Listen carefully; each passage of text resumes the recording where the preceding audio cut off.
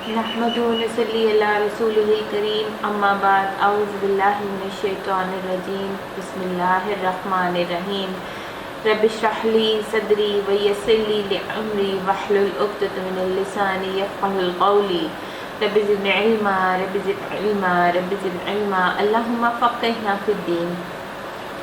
आज हम तीसरे पारे की इब्तिदा करेंगे।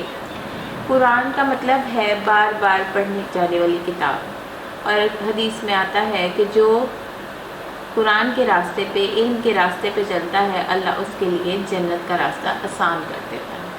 और इसके अलावा भी हदीस में आता है कि जब इंसान इल्म के रास्ते के लिए घर से निकलता है तो चूंटियाँ बिलों में, मछलियाँ पानी में और चरिंद परिंद इल्ला ये कि हर चीज़ ही उसकी बख्शिश के लिए दुआ करती है। तो आज हम तीसरे पारे की इब्तिदा करते हैं। तिलकर रसूल फद्दलना बादहुम अला बाद, ये जो रसूल हमारी तरफ से इंसानों की हिदायत पे मामूर हुए हैं, हमने इनको एक दूसरे से बढ़ चढ़ कर मर्तबे अता किए हैं।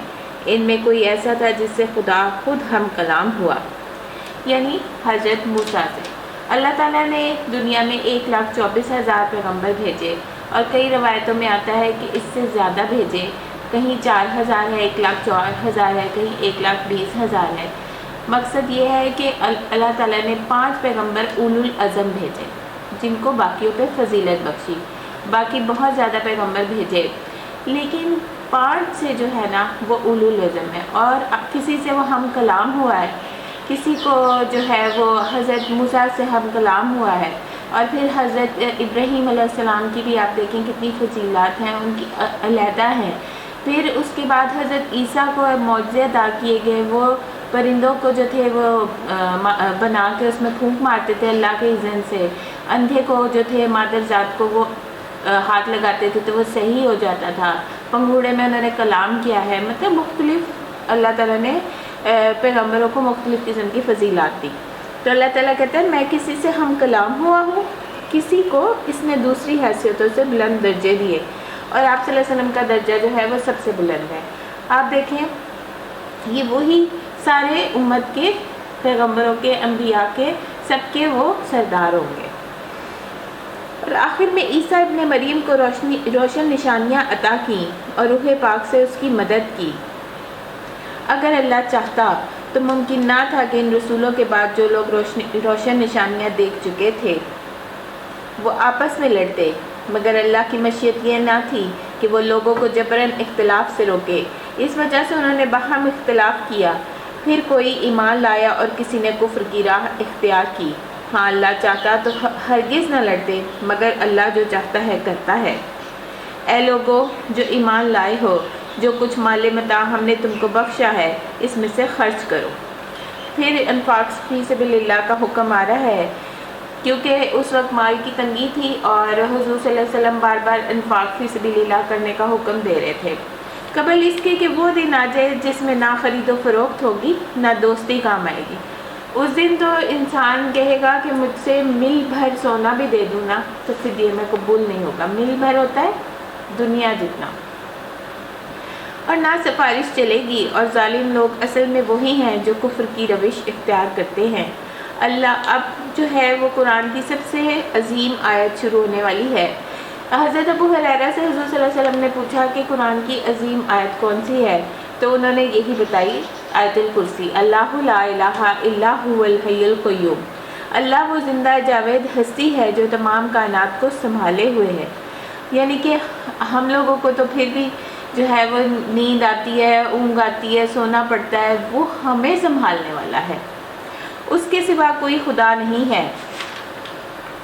ला ताख़ुज़ू सिनातुम वला नौम, ना वो सोता है ना उसे ऊँघ आती है। लहू मा फ़िस समावाति व मा फ़िल अर्ज़, उसी का है जो कुछ उसकी जनाब में है। मन ज़ल्लज़ी यशफ़अउ इंदहु इल्ला बिइज़्निही, कौन है जो इसकी इजाज़त के बगैर सिफारिश कर सके। यालमु मा बैना अयदीहिम व मा खल्फ़हुम, जो कुछ बंदों के सामने है इसे भी वो जानता है, और जो कुछ इससे ओझल है उसे भी वो वाकिफ़ है। उसी की मालूमात में है, कोई चीज़ उसकी गिरफ्त इदराक में से नहीं आ सकती, इल्ला ये कि किसी चीज़ का इल्म वो खुद ही लोगों को देना चाहे। वासिअ कुर्सियुस समावाति व मा फ़िल अर्ज़, واسع کرسی السماوات والارض، اور اسی کی حکومت آسمانوں اور زمین پہ چھائی ہوئی ہے، اور اس کی نگہبانی اسے کوئی تھکا دینے والا کام نہیں ہے۔ یہ جو اس کا عرش ہے، اس کی چوڑائی کہتے ہیں کہ زمین اور آسمان کے جتنی ہے، کرسی یعنی کہ اللہ پاک کی اتنی بڑی ہے کہ جتنا کا زمین اور آسمان کی چوڑائی ہے۔ بس وہی ایک ہوا علی العظیم، اور وہی ایک بزرگ برتر ذات ہے۔ لا اکراہ فی الدین، دین میں کوئی زبردستی نہیں۔ اب جو ہے نا آیت الکرسی، یہ عقبہ بن عامر جو ہے، وہ عقبہ بن عامر سے روایت ہے کہ آپ صلی اللہ علیہ وسلم اس حال میں تشریف لائے کہ ہم صفا میں تھے۔ آپ نے فرمایا تم میں سے کیا یہ شخص کوئی پسند کرتا ہے کہ وہ روزانہ صبح بطحان یا عقیق کی وادی کی طرف جائے، وہاں سے بغیر کسی گناہ اور بغیر کسی قطع رحمی کے 2 بڑے بڑے کوہان والی اونٹنیاں لے آئے۔ ہم نے عرض کیا اے اللہ کے رسول صلی اللہ علیہ وسلم، ہم سب اس کو پسند کرتے ہیں۔ تو آپ نے فرمایا کیا تم میں سے کوئی صبح مسجد کی طرف نہیں جاتا کہ وہ اللہ کی کتاب کی 2 آیات خود سیکھے یا اس کی قرأت کرے؟ یہ اس کے لیے ان 2 اونٹنیوں سے بہتر ہے، اور 3 سے بہتر ہے، اور 4 سے بہتر ہے۔ اس طرح ان آیات کی تعداد ان اونٹنیوں کی تعداد سے بہتر ہے۔ اس کے علاوہ سورت آیت الکرسی کے بارے میں ہمیں یہ پتہ لگتا ہے کہ یہ ایک عظیم آیت ہے۔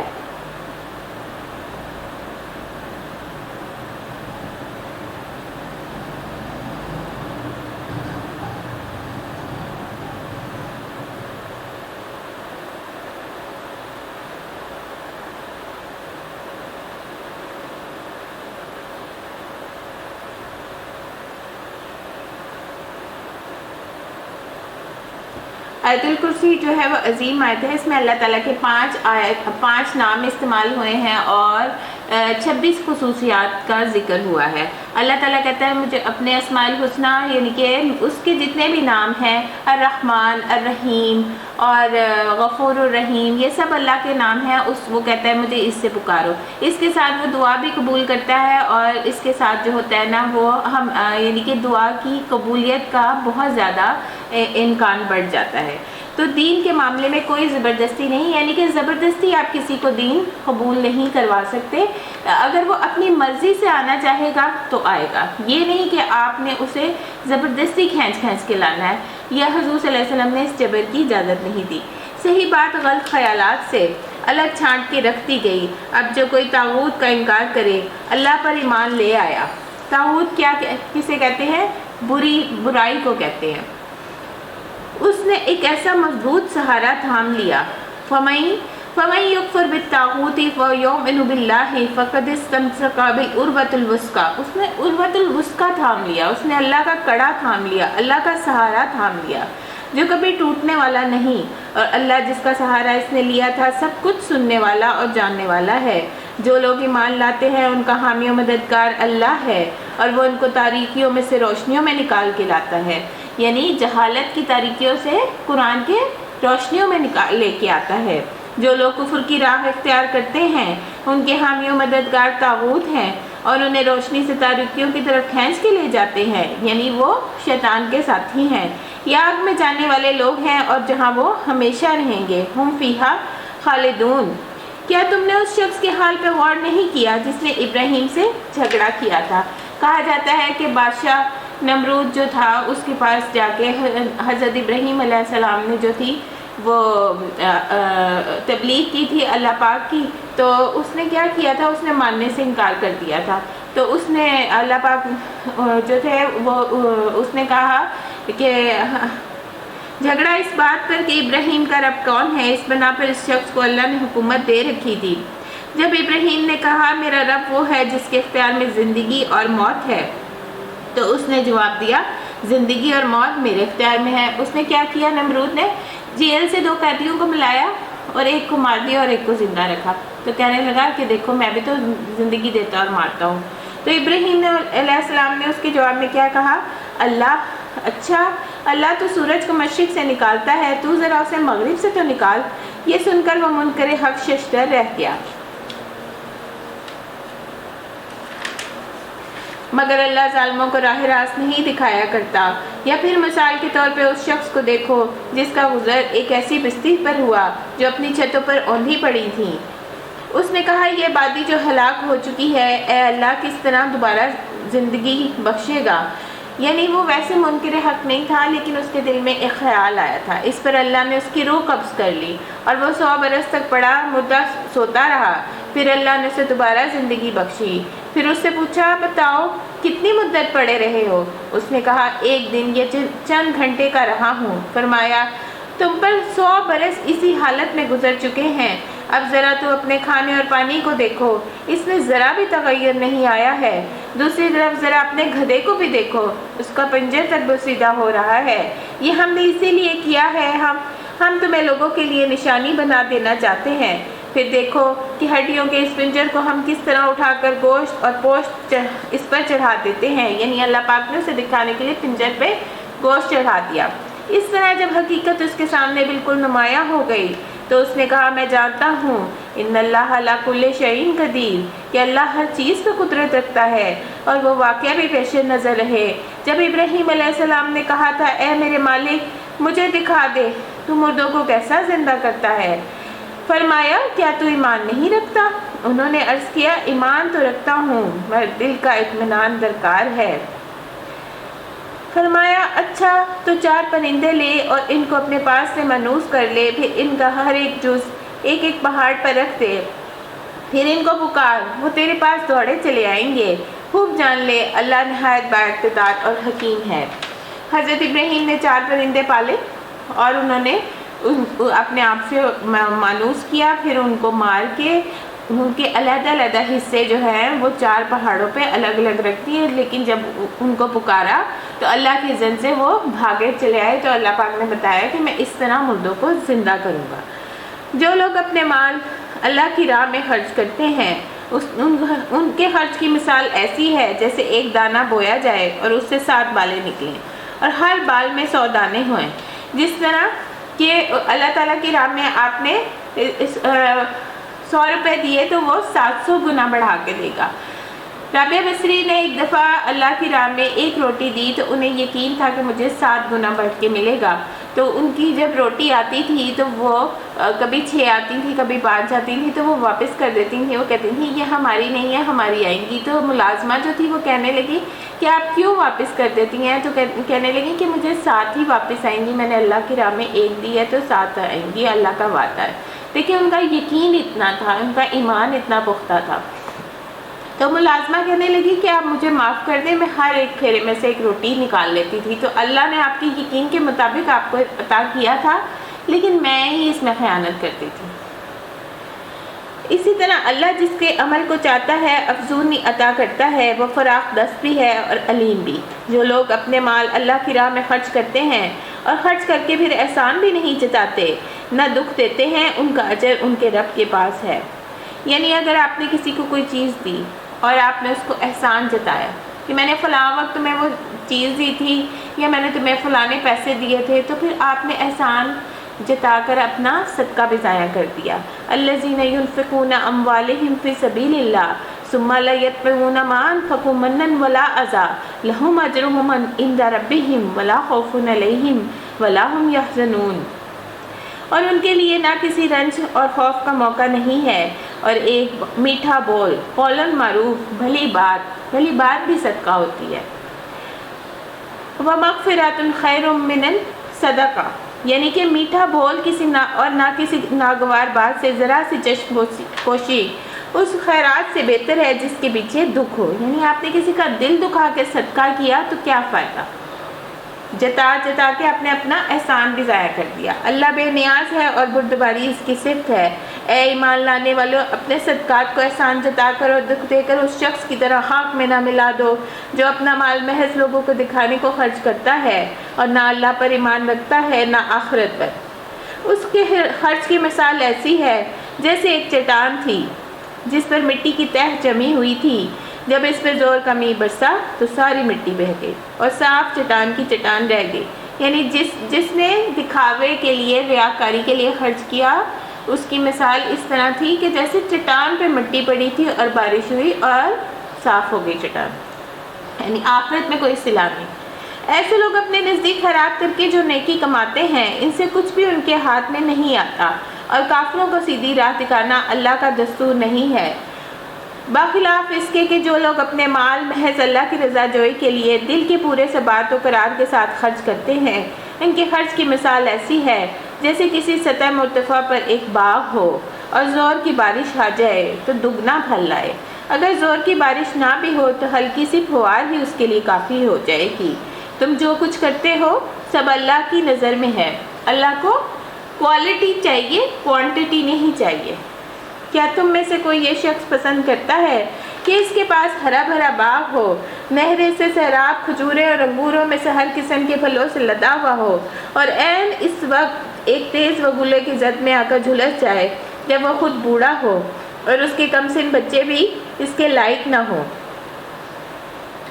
اس طرح اللہ اپنی باتیں تمہارے سامنے بیان کرتا ہے، شاید کہ تم غور و فکر کرو۔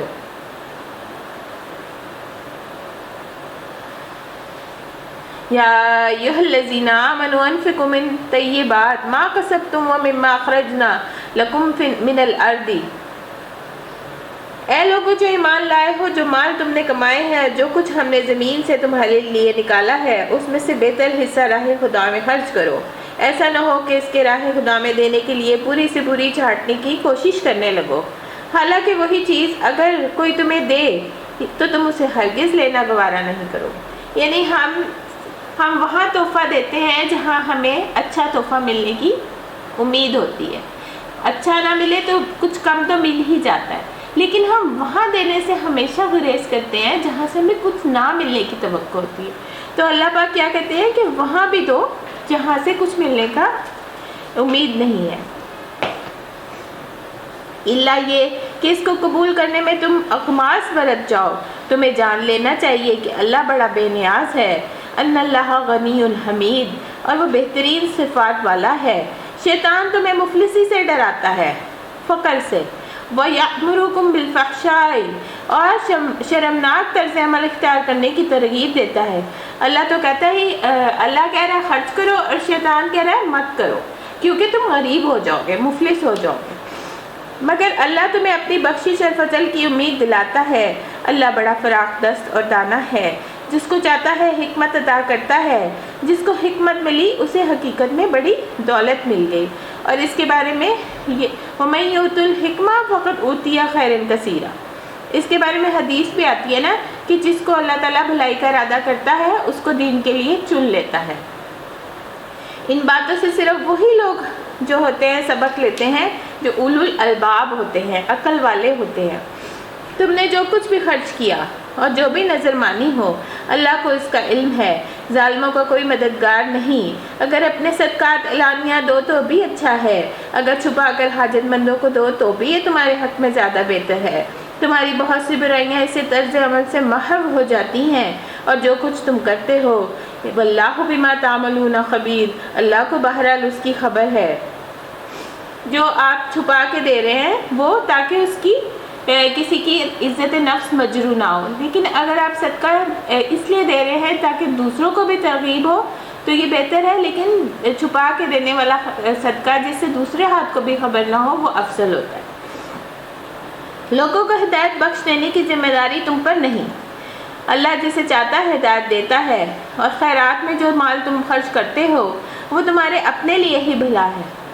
اصل میں حضور صلی اللہ علیہ وسلم جو ہے وہ بہت زیادہ پریشان ہوتے تھے کہ وہ اللہ کا باقی النفس کا کہ صورت کہف میں آتا ہے آپ اپنی جانوں کو گلا ہی دیں گے، ان کے پیچھے بیمار ہی پڑ جائیں گے۔ تو اللہ تعالیٰ کہتے ہیں کہ ان کو ہدایت دینے کی ذمہ داری آپ پہ نہیں ہے، اللہ جسے چاہے گا ہدایت دے دے گا۔ جو خیرات میں سے تم مال خرچ کرتے ہو وہ تمہارے اپنے لیے ہی بھلا ہے، آخر تم اسی لیے تو خرچ کرتے ہو کہ اللہ کی رضا حاصل ہو، اور جو کچھ مال تم خیرات میں خرچ کرو گے اس کا پورا پورا اجر تمہیں دیا جائے گا، تمہاری ہرگز حق تلفی نہ ہوگی۔ خاص طور پہ مدد کے مستحق تو وہ تنگ دست لوگ ہیں، اور اصحاب صفا کا ذکر آ رہا ہے۔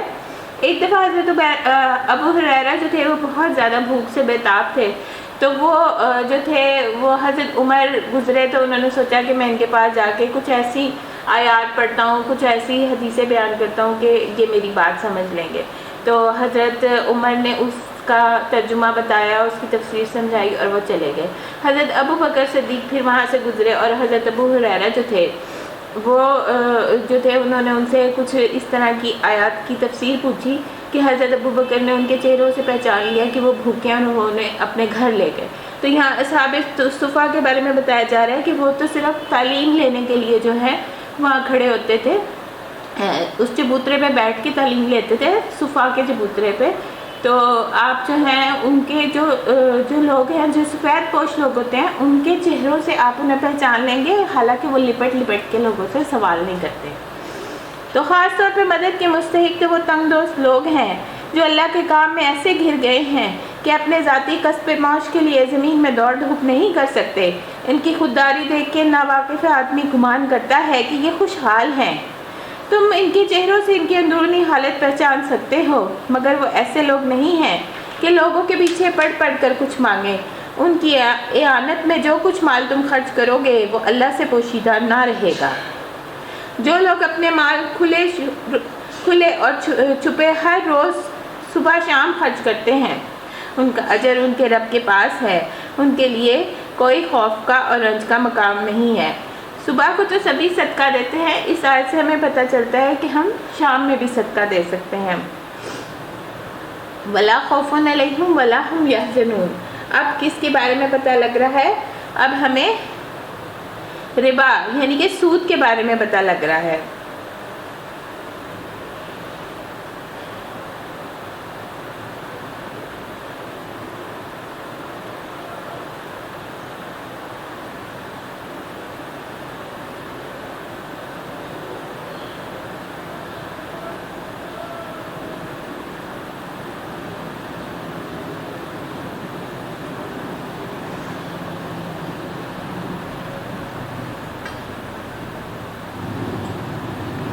جو ہے ہم سود کے بارے میں پڑھیں گے۔ الذین یاکلون الربا لا یقومون الا کما یقوم الذی، اس شخص کی طرح کھڑا ہوتا ہے جو لوگ سود کھاتے ہیں، اس شخص کا حال ایسا ہو جاتا ہے جسے شیطان نے چھو کر باولا کر دیا ہو، یعنی قیامت کے دن وہ ایسے آئے گا جیسے شیطان نے اسے ٹچ کر کے پاگل کر دیا ہو۔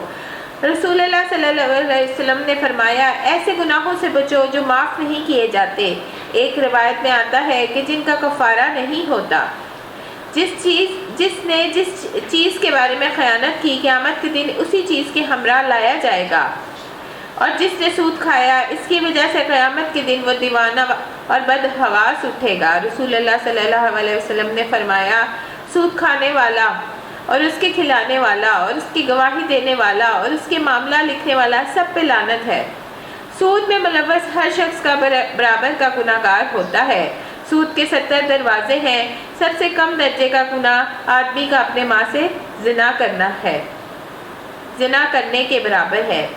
ابن عباس کہتے ہیں کہ اس آیت کا مطلب ہے کہ اللہ سود خور کا نہ تو صدقہ قبول کرتا ہے، نہ جہاد، نہ حج، نہ اس کی صلہ رحمی قبول کرتا ہے۔ اس کے برعکس جو صدقات دیتا ہے اس میں برکت ڈالتا ہے اور دنیا اور آخرت میں اس کو کئی گنا بڑھا دیتا ہے۔ رسول اللہ صلی اللہ علیہ وسلم نے فرمایا، جو شخص سود کے ذریعے مال میں اضافہ کرے گا اس کے کام کا انجام مال کی قلت ہوگا۔ حدیث کے مطابق جس نے حرام کمایا اور پھر اس نے غلام وغیرہ آزاد کیا، اس سے رشتہ داروں کو دیا تو اس میں باعث گناہ ہوگا، یعنی حرام مال جو ہے وہ کیا الٹا وہ ہوگا، اس کا گناہ ہی ہوگا۔ اور کل بھی میں نے آپ کو بتایا تھا کہ سود کی کمائی 40 سال بعد اپنا اثر دکھانے لگتی ہے، ظاہر ہے اس کے بچوں میں، اور اس کے بچے جو ہوتے ہیں وہ نافرمان ہو جاتے ہیں۔ تو وہ لوگ جو سود کھاتے ہیں وہ اس شخص کا حال ایسا ہوتا ہے جسے شیطان نے چھو کر باولا کر دیا ہو، اور اس حالت میں ان کے مبتلا ہونے کی وجہ یہ ہے کہ وہ کہتے ہیں سود بھی تو تجارت کی ایک قسم ہے، حالانکہ اللہ نے تجارت کو حلال کیا ہے اور سود کو حرام کیا ہے۔ لہٰذا جس شخص کو اس رب کی طرف سے یہ نصیحت پہنچے، کیا نصیحت کہ سود حرام ہو گیا ہے اور آئندہ کے لیے وہ سود خوری سے باز آ جائے، تو جو کچھ وہ پہلے کھا چکا سو کھا چکا، اس کا معاملہ اللہ کے حوالے ہے، اور جو اس کے حکم کے بعد پھر اس کی حرکت کا اعادہ کرے وہ جہنمی ہے جہاں وہ ہمیشہ رہے گا۔ اور اللہ سود کو مٹا دیتا ہے اور صدقات کو نشو نما دیتا ہے۔ یمحق اللہ الربا ویربی الصدقات واللہ لا یحب کل کفار نسیم، اور اللہ کسی ناشکر بد عمل انسان کو پسند نہیں کرتا۔ اور جو لوگ ایمان لے آئیں اور نیک عمل کریں اور نماز قائم کریں، ان الذین آمنوا وعملوا الصالحات، ایمان کے ساتھ نیک عمل جو ہے وہ مست ہے۔ اگر نیک عمل نہیں ہوگے، برے عمل ہوگے تو ایمان بھی ضائع ہو جائے گا۔ پھر ایمان کی شرطیں، اقاموا الصلاۃ، نماز قائم کرو۔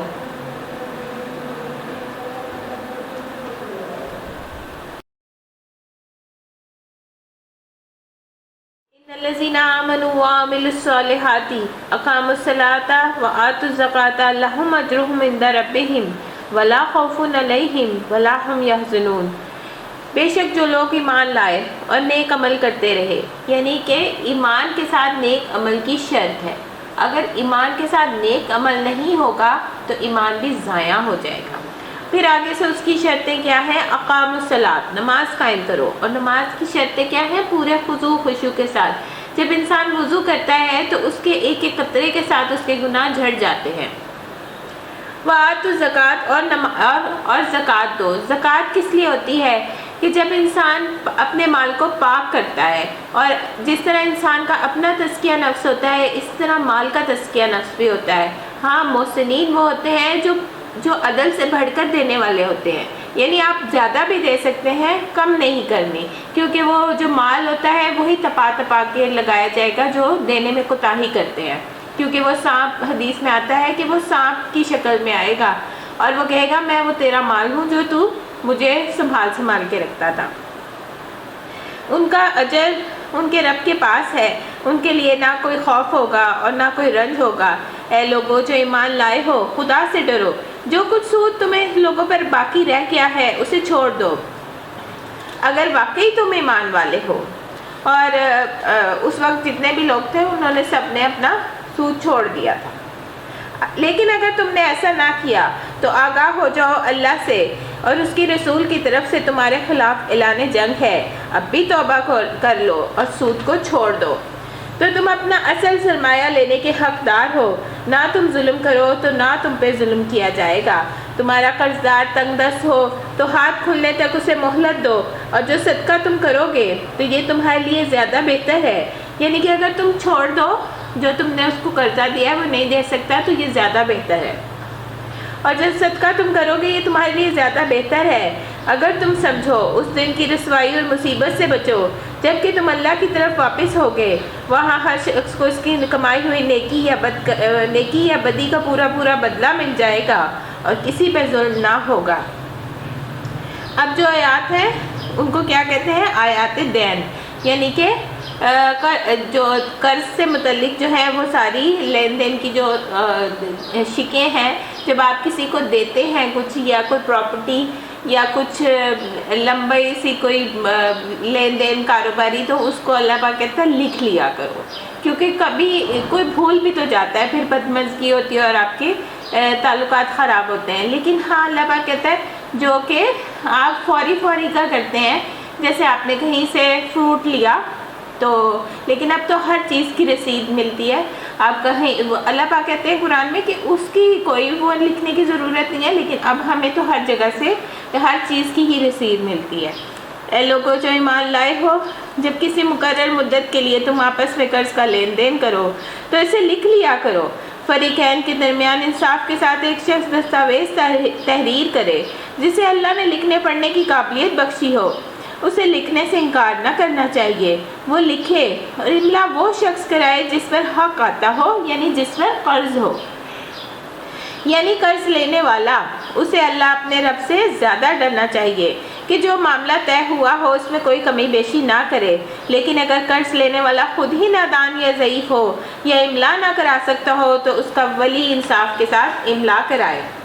پھر اپنے مردوں میں سے 2 آدمیوں کی اس پر گواہی لے لو، اگر 2 مرد نہ ہو تو 1 مرد اور 2 عورتیں ہوں، تاکہ ایک بھول جائے تو دوسری سے یاد کرائے۔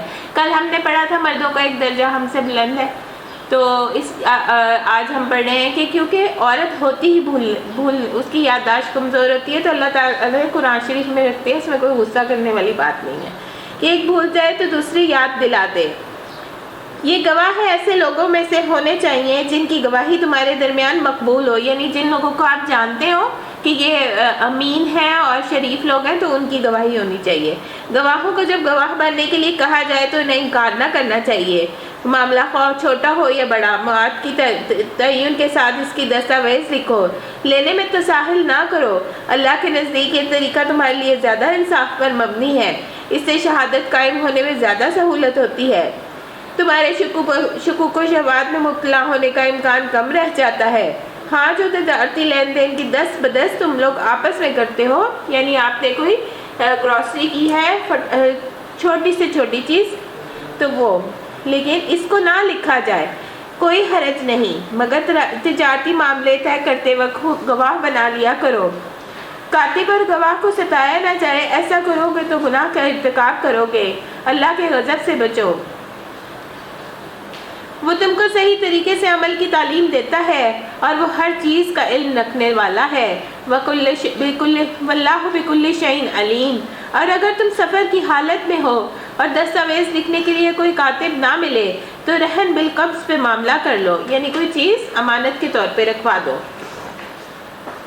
اگر تم میں سے کوئی شخص دوسرے پہ بھروسہ کر کے اس کے ساتھ کوئی معاملہ کرے تو جس پہ بھروسہ کیا گیا ہے اسے چاہیے کہ امانت ادا کرے اور اللہ اور اپنے رب سے ڈرے اور شہادت کو ہرگز نہ چھپاؤ۔ وَلَا تَكْتُمُوا الشَّهَادَةَ۔ اور ہمارے میں کیا ہوتا ہے کہ جس کو کچھ پتہ ہوتا ہے وہ پولیس وغیرہ اور اس چیز میں پڑھنے سے پہلے ہی وہ قانونی کارروائی سے گھبراتا ہے، وہ چھپاتا ہے۔ شہادت کو ہرگز نہ چھپاؤ، جو شہادت چھپاتا ہے اس کا دل گناہ میں آلودہ ہے اور اللہ تمہارے اعمال سے بے خبر نہیں ہے۔ آسمان اور زمین میں جو کچھ ہے وہ سب اللہ کا ہے، تم اپنے دل کی باتیں خواہ ظاہر کرو یا چھپاؤ، اللہ سب کا بہرحال ان سے حساب تم سے لے لے گا۔ پھر اسے اختیار ہے جسے چاہے معاف کرے، فَيَغْفِرُ لِمَن يَشَاءُ وَيُعَذِّبُ مَن يَشَاءُ وَاللَّهُ عَلَىٰ كُلِّ شَيْءٍ قَدِيرٌ۔ کہ اللہ جو ہے وہ ہر چیز پہ قادر ہے، جسے چاہے اختیار ہے معاف کرے، جسے چاہے سزا دے۔ رسول اس ہدایت پہ ایمان لے آیا۔ اب کون سی آیات ہیں؟ آخری وہ آیات جن کا ذکر الحمد کی پارے میں ہوا تھا کہ اوپر سے ایک دروازہ کھلا تھا اور حضرت جبرائیل حضور کے پاس بیٹھے ہوئے تھے اور انہوں نے بتایا تھا کہ آپ کو دو نور عطا ہوئے ہیں، ایک الحمدللہ رب العالمین اور ایک آمنا رسولہ کی، یہ دو آیات سورۃ بقرہ کی آخری دو آیات۔ جو دو آیات آخری یہ والی رات کو پڑھ لیتا ہے اس کو اللہ کافی ہو جاتا ہے، اس کی رات بھر شیاطین سے حفاظت ہو جاتی ہے، اور سورۃ بقرہ روز پڑھنے سے جو ہے وہ شیاطین اس کو پا نہیں سکتے، اور سورۃ بقرہ پڑھنے سے جادوگر بھی نہیں اس کو جو ہے نا وہ عمل کر سکتے۔ آمن الرسول بما انزل الیہ من ربہ والمؤمنون۔ رسول اس ہدایت پر ایمان لے آئے جو اس کے رب کی طرف سے اس پر نازل ہوئی، والمؤمنون اور اس کے ماننے والے بھی۔ اور انہوں نے کیا کہا؟ کلو آمنا باللہ وملائکتہ وکتبہ ورسولہ۔ اور انہوں نے بھی اس ہدایت کو دل سے تسلیم کر لیا، یہ سب اللہ اور اس کے فرشتوں اور اس کی کتابوں اور اس کے رسولوں کو مانتے ہیں۔ لا نفرق بین احد من رسولہ۔ اور ان کا قول کیا ہے کہ ہم اللہ کے رسولوں کو میں سے کسی ایک دوسرے سے الگ نہیں کرتے۔ اور وہ کیا کہتے ہیں؟ وہ قالوا سمعنا واطعنا، اور ہم نے سنا اور ہم نے اطاعت قبول کی۔ اور پھر وہ دعا کرتے ہیں غفرانک ربنا وإلیک المصیر، اے ہمارے رب ہم تجھ سے خطا بخشی کے طالب ہیں، تیری طرف ہی ہمیں پلٹ کے جانا ہے۔ لا یکلف اللہ نفسا الا وسعها، اللہ کے کسی متنفس پر اس کی مقدرت سے بڑھ کر ذمہ داری کا بوجھ نہیں ڈالتا۔ لہا ما کسبت وعلیہا ما اکتسبت، ہر شخص نے جو وہ نیکی کمائی اسی کا پھل اسی کے لیے ہے، اور جو بدی سمیٹی اسی کا وبال اس پہ ہے۔ ربنا لا تؤاخذنا ان نسینا او اخطانا، اے ہمارے رب ہم سے جو بھول چک ہو جائے اور جو قصور ہم سے ہو جائے ان پر گرفت نہ کریے۔ ربنا ولا تحمل علینا اصرا کما حملته علی الذین من قبلنا، اے ہمارے مالک ہم پہ وہ بوجھ نہ ڈالیے جو تو نے ہم سے پہلے لوگوں پر ڈالے تھے۔ یعنی ان کے اوپر بہت پابندیاں تھیں ان کی شریعتوں میں. کل کے بارے میں ہم نے پڑھا کہ قصاص میں ہمارے لیے آسانی ہے، زندگی ہے، اور ان کے لیے قصاص میں بہت مشکلات تھیں. ان کے لیے جو تھا وہ گوشت میں ہڈی کے ساتھ جو چربی لگی رہ جاتی تھی نا، وہ بھی حرام تھی. پروردگار ربنا ولا تحملنا ما لا طاقت لنا به، اے پروردگار جس بار کو اٹھانے کی طاقت ہم میں نہیں وہ ہم پر نہ رکھ.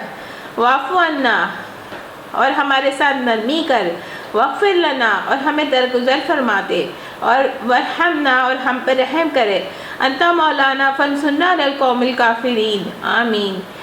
تو ہمارا مولا ہے، کافروں کے مقابلے میں ہماری مدد کر اور ہماری مدد کر. یہ تھی سورۃ بقرہ. سورۃ بقرہ جو ہے اس کی فضیلت ہے. اب سورۃ آل عمران کی ہم شروع کرنے لگے ہیں. یہ جو ہے یہ اس کا جوڑا ہے، اور سورۃ آل عمران اور سورۃ بقرہ جو ہے وہ قیامت کے دن دو پرندوں کی شکل میں آئیں گی جو بادلوں کا سایہ کیے ہوئے ہوں گی. بسم اللہ الرحمن الرحیم. الف لام میم. اللہ لا الہ الا هو الحی القیوم. اللہ وہ زندہ و جاوید ہستی ہے جو نظام کائنات کو سنبھالے ہوئے ہے. حقیقت میں اس کے سوا کوئی خدا نہیں ہے. اس نے تم پر یہ کتاب نازل کی جو حق لے کر آئی اور ان کتابوں کی تصدیق کر رہی ہے جو پہلے سے آئی ہوئی تھی. اس سے پہلے وہ انسانوں کی ہدایت کے لیے توراۃ اور انجیل نازل کر چکا ہے. اور اس نے وہ کسوٹی اتاری جو حق و باطل کا فرق دکھانے والی ہے. اور وہ کسوٹی کیا ہے؟ قرآن، جو حق کو باطل سے الگ کرتی ہے. اب جو لوگ اللہ کے فرامین کے قبول کرنے سے انکار کریں گے ان کو سخت سزا ملے گی. اللہ بے پناہ طاقت کا مالک ہے اور برائی کا بدلہ دینے والا ہے. زمین اور آسمان کی کوئی چیز اللہ سے پوشیدہ نہیں ہے. وہی تو ہے جو تمہاری ماؤں کے پیٹ میں تمہاری صورتیں جیسی چاہتا بناتا ہے.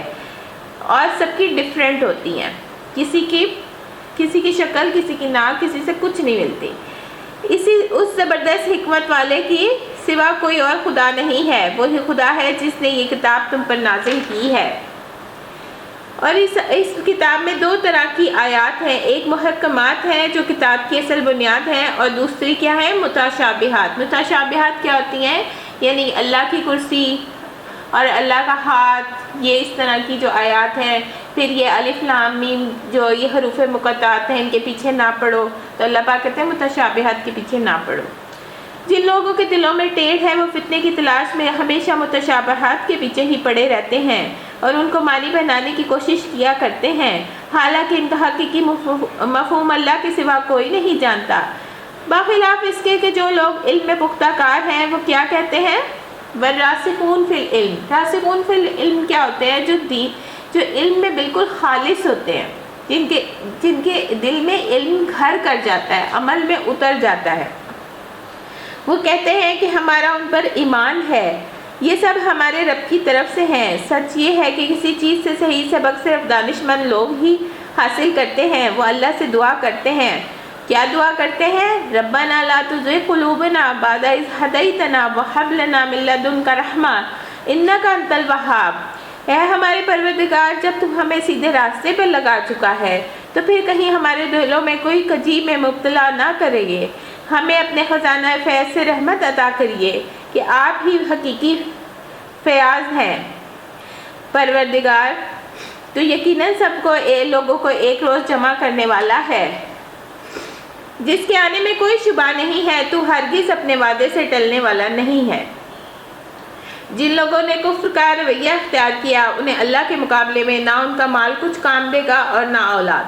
وہ دوزخ کا ایندھن بن کر رہیں گے. ان کا انجام ویسے ہی ہوگا جیسے فرعون کے ساتھ اور ساتھیوں اور اس کے نافرمانوں کے ساتھ ہو چکا ہے کہ انہوں نے اللہ کی آیات کو جھٹلایا. نتیجہ یہ ہوا کہ اللہ نے انہی کے گناہوں پر انہیں پکڑ لیا. اور حقیقت یہ ہے کہ اللہ سخت سزا دینے والا ہے.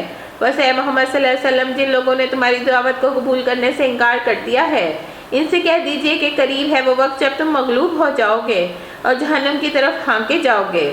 تو جہنم بہت بڑا ہی برا ٹھکانہ ہے. تمہارے لیے ان دو گروہ میں ایک نشان عبرت تھا جو بدر میں ایک دوسرے سے نبرد آزما ہوئے. ایک گروہ اللہ کی راہ میں لڑ رہا تھا اور دوسرا کافر تھا، اور دیکھنے والے ایک دوسرے کو خوب دیکھ رہے تھے کہ کافر گروہ مومن گروہ سے دو چند ہے۔ اللہ پاک جو تھا وہ اللہ پاک نے ان دونوں کو ایک دوسرے کو بڑھا کے دکھایا تھا، یعنی اپنی ہی تعداد کے مطابق اگر مسلمان 313 تھے تو انہیں صرف کافر کتنے نظر آ رہے تھے؟ 600 کے قریب، اور جو تھے وہ اگر 1000 تھے کافر تو انہیں وہ نظر آ رہے تھے کم، آدھے نظر آ رہے تھے۔ اور اس وقت کیا ہوا تھا کہ ابو جہل جو تھا وہ گاتا بجاتا ہوا اور پارٹی کرتا ہوا وہاں سے نکلا تھا کہ ہم تو جو ہے وہ جیت کر ہی آئیں گے، اور ابو سفیان جو تھا وہ تجارتی قافلے کے ساتھ تھا، اور ابو جہل جو تھا اس نے 3 دن تک خوب شراب اور لڑکیاں اور یہ سارا کچھ اس نے کیا تھا، اور اس نے بڑا جشن منایا تھا کہ ہم نے تو جیت کے ہی آنا ہے۔ اور اللہ تعالیٰ نے کیا کیا تھا؟ بدر کے مقام پہ ان کو جو تھا اللہ نے فرشتوں سے ان کی مدد فرمائی تھی، مگر نتیجے نے ثابت کر دیا کہ اللہ اپنی فتح و نصرت سے جس کو چاہتا ہے مدد دیتا ہے۔ اے دیدہ بینا رکھنے والوں، اس میں بڑا سبق پوشیدہ ہے۔ لوگوں زُيِّنَ لِلنَّاسِ حُبُّ الشَّهَوَاتِ مِنَ النِّسَاءِ وَالْبَنِينَ وَالْقَنَاطِيرِ وَالْمُقَنطَرَةِ، اللہ نے کیا ہمارے لیے رکھی ہیں؟ خوبصورت کیا بنا دیا گیا؟ مرغوبات نفس، عورتیں، اولاد، سونا چاندی کے ڈھیر اور چیدہ گھوڑے، یعنی کہ آج کل تو گاڑیاں ہیں، مویشی اور زرعی زمینیں بڑی بڑی خوش آئین بنا دی گئی ہیں، مگر یہ سب دنیا کی چند روزہ زندگی کے سامان ہے۔ حقیقت میں جو بہتر ٹھکانہ ہے وہ تو اللہ کے پاس ہے۔ کہو میں کیوں نہ تمہیں بتاؤں اس سے زیادہ اچھی چیز کیا ہے؟ جو لوگ تقویٰ کی روش اختیار کرتے ہیں ان کے لیے ان کے رب کے پاس باغ ہیں جن کے نیچے سے نہریں بہتی ہوں گی، انہیں وہاں ہمیشگی کی جنت حاصل ہوگی، پاکیزہ بیویاں ان کی رفیق ہوں گی۔ اب آپ یہ دیکھیں کہ جنت کی ڈیفینیشن میں یہ آتا ہے کہ اس کی طول و عرض کی چوڑائی جو ہے وہ آسمان کے جتنی ہے، زمین کے جتنی ہے، اور اس کے علاوہ یہ ہے کہ وہاں پہ جو نہریں ہوں گی وہ دودھ کی ہوں گی، اور اس کے ذائقے کے کیا کہنے، اور پھر شہد ہوگا، شہد کی نہر ہوگی، اور شراب کی نہر ہوگی۔ شراب کہتے ہیں پینے والی چیز کو، یعنی کہ شربت، مرغوب شربت ہوگا لذیذ، اور اس کو پینے سے جو ہے وہ عقل جائے گی، نہ انسان جو ہے وہ بری بھلی باتیں کرے گا جس طرح دنیا کی آپ شراب کے ساتھ وہ ایک ہے ریلیٹڈ بات۔ پھر جو دنیا کی شراب ہے وہ پینے سے تو انسان جو ہے وہ ایمان کے درجے سے خارج ہو جاتا ہے کیونکہ وہ حرام ہے۔ تو جب جنت والے جنتیوں کا دل کرے گا تو ایک برتن جو ہے وہ ان کے سراہی کی طرح کا خود ہی ان کے سامنے حاضر ہو جائے گا، اور جو وہ مشروب پینا چاہیں گے وہ فوراً ہی انہیں مل جائے گا، اس نہر کا رخ ان کے پاس آ جائے گا، اور وہ برتن فوراً غائب بھی ہو جائے گا جب آپ پی لیں گے۔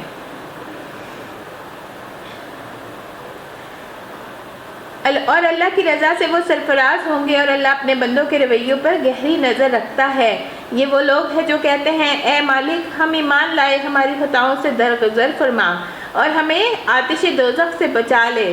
یہ لوگ صبر کرنے والے ہیں، راست باز ہیں، فرما بردار ہیں، فیاض ہیں، اور رات کی آخری گھڑیوں میں اللہ سے استغفار کی دعائیں مانگتے ہیں۔ اس سے پتہ لگتا ہے کہ سحر کو مستغفرین بالاسحار، سحر کو جو ہے وہ توبہ کرنا، استغفر اللہ پڑھنا، وہ زیادہ اللہ تعالیٰ کو محبوب ہے۔ اللہ نے خود شہادت دی ہے کہ اس کے سوا کوئی خدا نہیں ہے، اور یہی شہادت فرشتوں اور سب اہل علم نے بھی دی ہے۔ وہ انصاف پہ قائم ہے، اسے زبردست حکیم کے سوا کوئی فی الواقع اللہ نہیں ہے۔ اللہ کے نزدیک دین صرف اسلام ہے۔ اس دین سے ہٹ کر جو مختلف طریقے سے ان لوگوں نے اختیار کر رکھے ہیں، یعنی کہ پوجا پاٹ وغیرہ، دیوتوں کو چڑھانا، جنہیں کتاب دی گئی تھی، ان کے اس طرز عمل کی کوئی وجہ اس کے سوا نہیں تھی کہ انہوں نے علم آ جانے کے بعد آپس میں ایک دوسرے سے زیادتی کرنے کے لیے ایسا کیا۔ جو کوئی اللہ کے احکام اور ہدایت کی اطاعت سے انکار کر دے گا، اللہ کو اس سے حساب لیتے کچھ دیر نہیں لگتی۔ اب اگر یہ لوگ تم سے جھگڑا کریں گے تو ان سے کہو میں نے اور میرے پیرووں نے تو اللہ کے آگے سر تسلیم خم کر دیا ہے۔ پھر اہل کتاب اور غیر اہل کتاب دونوں سے پوچھو کیا تم نے بھی ان کی اطاعت و بندگی قبول کی ہے؟ اگر کی تو وہ راہ راست پا گئے، اگر انہوں نے منہ موڑا تو تم صرف اس پیغام کے پہنچا دینے والے ہو۔ فَإِنَّمَا عَلَيْكَ الْبَلَاغُ وَاللَّهُ بَصِيرٌ بِالْعِبَادِ، اور اللہ کا کام کیا ہے؟ کہ وہ اپنے بندوں کے معاملات خود ہی دیکھنے والا ہے۔ جو لوگ اللہ کے احکامات اور ہدایت کو ماننے سے انکار کر دیتے ہیں اور اس کے پیغمبروں کو ناحق قتل کرتے ہیں، اہل کتاب کے بارے میں کہا جا رہا ہے، اور ایسے لوگوں کی جان کے درپے ہو جاتے ہیں جو خلق خدا میں سے عدل و راستی کا حکم دینے کے لیے اٹھیں، ان کو دردناک سزا کی خوشخبری سنا دو۔ یہ وہ لوگ ہیں جن کے اعمال دنیا اور آخرت دونوں میں ضائع ہو گئے اور ان کا مددگار کوئی نہیں ہے۔ تم نے دیکھا نہیں کہ جن لوگوں کو کتاب کے علم میں سے کچھ حصہ ملا تھا ان کا کیا حال ہے؟ جب انہیں کتاب الہی کی طرف لایا جاتا ہے تو وہ ان کے درمیان فیصلہ کرے تو ان میں سے ایک فریق اس سے پہلو تہی کرتا ہے کہ اس فیصلے کی طرف آنے سے منہ پھیر جاتا ہے۔ ان کا یہ طرز عمل اس وجہ سے ہوتا ہے، وہ کہتے ہیں آتش دوزخ تو ہمیں چھو بھی نہ سکے گی۔ میں نے بتایا تھا نا کہ وہ کہتے ہیں کہ جتنے دن ہم نے بچڑے کی پوجا کی تھی بس اتنے دن ہی ہمیں عذاب ملے گا، اور اگر دوزخ کی سزا ہم کو ملے گی بھی تو چند روز۔ ان کے خود ساختہ عقیدوں نے تو ان کے دین کے معاملے میں بڑی غلط فہمیوں میں ڈال رکھا ہے، مگر کیا حقیقت بنے گی جب ہم نے انہیں اس روز جمع کریں گے جس کا آنا یقینی ہے۔ اس روز ہر شخص کو اس کی کمائی کا بدلہ پورا پورا دے دیا جائے گا اور کسی پہ ظلم نہ ہوگا۔ قل اللہم مالک الملک تؤتی الملک من تشاء وتنزع الملک ممن تشاء، کہو خدایا ملک کے مالک جسے تو چاہتا ہے حکومت دے اور جس سے چاہتا ہے چھین لے، اور جسے چاہتا ہے عزت بخشے اور جس کو چاہتا ہے ذلیل کر دے، بھلائی تیرے اختیار میں ہے۔ وتعز من تشاء وتذل من تشاء، بھلائی بھی تیرے اختیار میں ہے اور جسے چاہے تو ذلیل کر دے، بے شک تو ہر چیز پہ قادر ہے۔ رات کو دن میں پروتا ہوا لے آتا ہے اور دن کو رات میں جاندار میں سے بے جان کو نکالتا ہے اور بے جان میں سے جاندار کو نکالتا ہے۔ جس طرح ایک بیج زمین کی سخت سرفیس کو پھاڑ کے باہر نکل کے کومپل بن جاتا ہے اور جسے چاہتا ہے بے حساب رزق دیتا ہے۔ مومنین اہل ایمان کو چھوڑ کر کافروں کو اپنا رفیق اور دلی دوست ہرگز نہ بنائیں، یعنی اپنے راز کبھی بھی ان کو نہیں دینے چاہیے۔ ایک صحابی نے اس طرح کیا تھا کہ انہوں نے اپنے دل کی بات جو تھی وہ ایک یہودی کو بتا دی تھی، تو حضور صلی اللہ علیہ وسلم نے سختی سے انہیں منع کیا تھا کہ کافروں کو اپنا دلی دوست بالکل نہ بناؤ، اور جو کوئی ایسے کرے گا اس کا اللہ سے کوئی تعلق نہیں۔ ہاں یہ معاف ہے کہ تم ان کے ظلم سے بچنے کے لیے بظاہر ایسا طرز عمل اختیار کیے جاؤ، مگر اللہ تمہیں اپنے آپ سے ڈراتا ہے، تمہیں اسی کی طرف پلٹ کر جانا ہے۔ اے نبی لوگوں کو خبردار کرو کہ تمہارے دلوں میں جو کچھ ہے اسے خواہ تم چھپاؤ یا ظاہر کرو، اللہ بہرحال اسے جانتا ہے۔ زمین آسمان کی کوئی چیز اس کے علم سے باہر نہیں ہے، اس کا اقتدار ہر چیز پہ حاوی ہے۔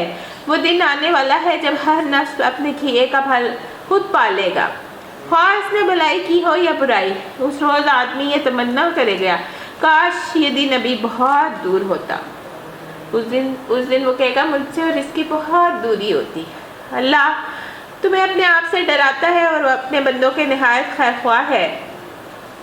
اے نبی صلی اللہ علیہ وسلم لوگوں سے کہہ دیجئے کہ اگر تم حقیقت میں اللہ سے محبت رکھتے ہو تو میری پیروی اختیار کرو، اللہ تم سے محبت کرے گا، تمہاری خطاؤں سے درگزر فرمائے گا، وہ بڑا معاف کرنے والا اور رحیم ہے۔ ان سے کہو اللہ کے رسول کی اطاعت قبول کرو، پھر اگر وہ تمہاری یہ دعوت قبول نہ کرے تو یقیناً یہ ممکن نہیں ہے کہ اللہ ایسے لوگوں سے محبت کرے جو اس کی اور اس کے رسول کی اطاعت کرنے سے انکار کرتے ہوں۔ اللہ نے آدم اور نوح اور آل ابراہیم اور آل عمران کو تمام دنیا والوں پہ ترجیح دے کر اپنی رسالت کے لیے منتخب کیا ہے۔ یہ ایک سلسلے کے لوگ تھے جو ایک دوسرے کے نسل انسانی سے پیدا ہوئے تھے۔ اللہ سب کچھ سنتا اور جانتا ہے۔ وہ اس وقت سن رہا تھا جب عمران کی عورت کہہ رہی تھی، آل عمران ہے نا، تو عمران کی بیوی کہتی ہے کہ میں نے اپنا جو ہے وہ اپنی جو پتن جو اس کے پیٹ میں ہے وہ میں نے وقف کرنا ہے اللہ کی راہ میں، کہ اے میرے پروردگار میں اس بچے کو جو میرے پیٹ میں ہے تیری نظر کرتی ہوں، وہ تیرے ہی کام کے لیے وقف ہوگا، میری اس پیشکش کو قبول فرما لے، تو سننے والا اور جاننے والا ہے۔ پھر وہ جب وہ چیز کے ہاں پیدا ہوئی تو اس نے کہا مالک میرے ہاں تو لڑکی پیدا ہو گئی، حالانکہ جو کچھ اس نے جنا تھا اللہ کو اس کی خبر تھی اور لڑکا لڑکی کی طرح نہیں ہوتا۔ خیر میں نے اس کا نام مریم رکھا ہے اور میں اسے اور اس کو آئندہ نسل کو شیطان مردود کے فتنے سے تیری پناہ میں دیتی ہوں۔ آخر کار اس کے رب نے اس لڑکی کو بخوشی قبول فرما لیا اور اسے بڑی اچھی لڑکی بنا کر اٹھایا، اور زکریا جو ان کے خالو تھے ان کو ان کا سرپرست بنایا۔ جب زکریا جو تھے ان کے پاس محراب میں یعنی کہ مسجد میں جاتے تو ان کے پاس کھانا رکھا ہوا ہوتا، تو اس کے پاس کچھ نہ کچھ کھانے پینے کا سامان پاتا۔ پوچھتا مریم یہ کہاں سے تیرے پاس آیا ہے؟ وہ جواب دیتی اللہ کے ہاں سے، اللہ جسے چاہتا ہے بے حساب دیتا ہے، ان اللہ یرزق من یشاء بغیر حساب۔ یہ حال دیکھ کر زکریا نے اپنے رب کو پکارا، پروردگار اپنی قدرت سے مجھے ایک نیک اولاد عطا فرما، تو ہی دعاؤں کو سننے والا ہے، اور یہ بیٹے کے لیے بھی اولاد کے لیے دعا ہے، ربی حب لی من لدنک ذریات طیبہ انک سمیع الدعاء۔ تو ان کو 90 سال کی عمر میں اللہ پاک نے اولاد عطا فرمائی تھی۔ جواب میں فرشتوں نے آواز دی کہ جب کہ وہ محراب میں کھڑا نماز پڑھ رہا تھا، اللہ تجھے یحییٰ کی خوشخبری دیتا ہے، اور اللہ کی طرف سے فرمان کی تصدیق کرنے والا بن کے آئے گا، اس میں سرداری بزرگی کی شان ہوگی، کمال درجے کا ضابط ہوگا، یعنی کہ بہت زبردست سردار تھے ان کی۔ جب ہم خصوصیات میں جاتے ہیں تو وہ بہت ہی زبردست ضابطے کے تھے۔ نبوت سے سرفراز ہوگا، صالحین میں شمار کیا جائے گا۔ زکریا نے کہا پروردگار بھلا میرے ہاں سے لڑکا کہاں سے ہوگا؟ میں تو بہت بوڑھا ہو چکا ہوں، میری بیوی بانجھ ہے۔ جواب ملا ایسا ہی ہوگا، اللہ جو چاہتا ہے کرتا ہے۔ عرض کیا مالک پھر میرے لیے کوئی نشانی مقرر فرما دے۔ کہا نشانی یہ ہے کہ تم 3 دن سے لوگوں سے اشارے سے بات کرو گے، کوئی بات چیت نہ کر چکو۔ اسی لیے پہلے وہ چپ کا روزہ بھی ہوتا تھا نا، تو وہ ان کی قوت گویائی جو تھی وہ سلب ہو گئی تھی، یعنی وہ 3 دن کے لیے چپ ہو گئے تھے۔ اس دوران میں اپنے رب کو بہت یاد کرنا اور صبح شام کی اس کی تسبیح کرتے رہنا۔ اس سے ہمیں پتہ چلتا ہے صبح شام کے اذکار پڑھتے رہنا چاہیے، اور وہ ہمیں اللہ سے اللہ پاک اس کی وجہ سے ہمیں حفاظت میں لے لیتا ہے، اپنی پناہوں میں لے لیتا ہے۔ پھر وہ وقت آیا جب مریم سے فرشتوں نے آ کے کہا اے مریم اللہ نے تجھے برگزیدہ کیا ہے اور پاکیز کی عطا کی ہے، تمام دنیا کی عورتوں پہ تجھ کو ترجیح دے کر اپنی خدمت کے لیے چن لیا ہے، استفا کی۔ اور کیا؟ اور اے مریم اپنے رب کی تابع فرمان بن کر رہ، اس کے آگے سربسجود ہو، اور جب بندے اس کے حضور جھکنے والے ہیں ان کے ساتھ تو بھی جھک جا۔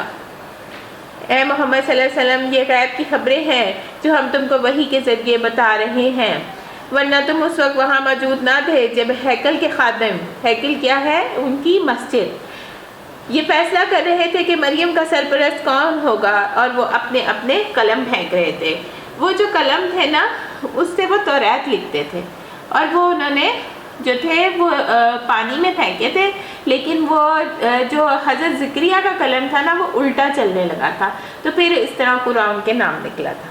نہ تم اس وقت حاضر تھے جب ان کے درمیان جھگڑا برپا تھا، جب فرشتوں نے کہا اے مریم اللہ نے تجھے اپنے ایک فرمان کی خوشخبری دیتا ہے، اور اس کا نام مسیح عیسی ابن مریم ہوگا، دنیا اور آخرت میں معزز ہوگا، اور اللہ کے مقرب بندوں میں شمار کیا جائے گا، لوگوں سے گہوارے میں بھی کلام کرے گا، اور بڑی عمر کو پہنچ کر بھی کلام کرے گا، اور وہ ایک مرد صالح ہوگا۔ یہ سن کر مریم بولی پروردگار میرے ہاں بچہ کہاں سے ہوگا؟ مجھے تو کسی شخص نے ہاتھ تک نہیں لگایا، دیتا ہے اس کا نام مسیح عیسی ابن مریم ہوگا، دنیا اور آخرت میں معزز ہوگا، اللہ کے مقرب بندوں میں شمار کیا جائے گا، لوگوں سے گہوارے میں بھی کلام کرے گا، اور بڑی عمر کو پہنچ کر بھی وہ ایک مرد صالح ہوگا۔